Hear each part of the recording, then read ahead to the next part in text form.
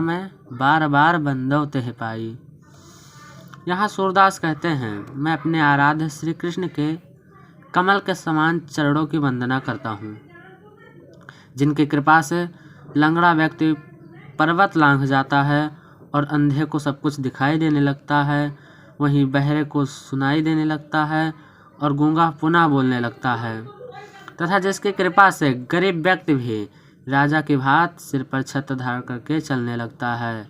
सूरदास कहते हैं, मैं इसे करुणामय स्वामी श्री कृष्ण के चरणों की बार बार वंदना करना चाहता हूँ। अविगत गति कछु कहत न आवे, विगत गति कछु कहत न आवे, ज्यो गूंगे मीठे फल को रस अंतर्गत ही भावे। अविगत गति कछु कहत न आवे। यहाँ सूरदास कहते हैं कि ईश्वर की गति को कुछ कहा नहीं जा सकता। जिस प्रकार गूंगा व्यक्ति मीठे फल के रस का आनंद अपने अंतर मन में ही करता है, परम स्वाद सब ही सुनिरंतर अमित तो उपजावे।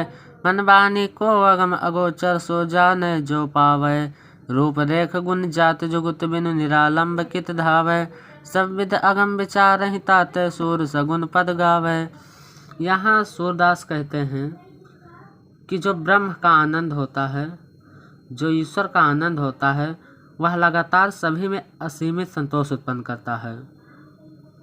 वो जो ईश्वर है वह हमारे मन और वाणी से परे है।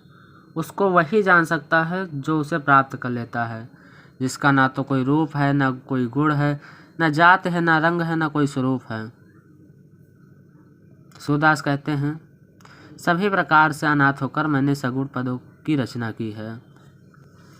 किलकत कान घुटुरवनि आवत, मन में कनक नंद के आंगन बिंब पकर बै धावत। किलकत कान घुटुरवनि आवत।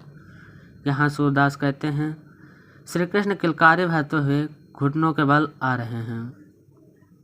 नंद बाबा के मड़ियों से युक्त स्वर्ण जैसे आंगन में श्री कृष्ण स्वयं के परछाई पकड़ने के लिए दौड़ते हैं।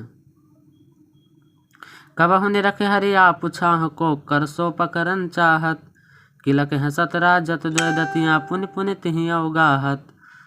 कभी कभी श्री कृष्ण स्वयं की परछाई को पकड़ना चाहते हैं। जब श्री कृष्ण किलकारी मारकर हंसते हैं तो उनकी दो दतियां हैं अत्यंत शोभायमान होती हैं। बार बार श्री कृष्ण अपनी दतियों को दिखाते हैं। कनक भूमि पर कग पग छाया, यह उपमा एक राजति, करे करे प्रतिपद प्रतिमन वसुधा कमल बैठ की साजति।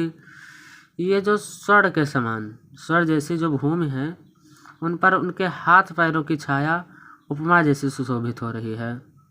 ऐसा प्रतीत हो रहा है कि श्री कृष्ण के कदम कदम पर धरती कमल की बैठकी सजा रही है।